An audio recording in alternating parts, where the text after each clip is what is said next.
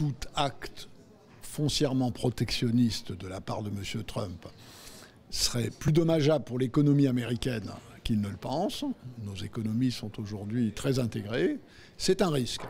Mais c'est un risque que les Européens ne doivent pas laisser courir.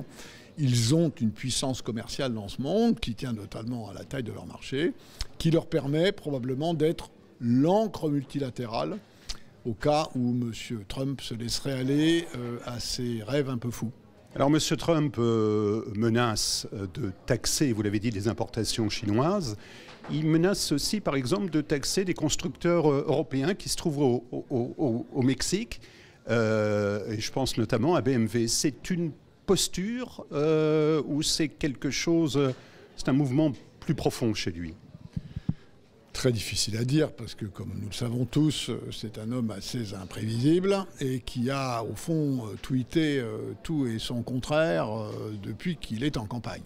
Donc c'est très difficile à dire. Mais il y a des règles multilatérales dans le commerce mondial qui ne lui permettent pas de faire ce qu'il veut.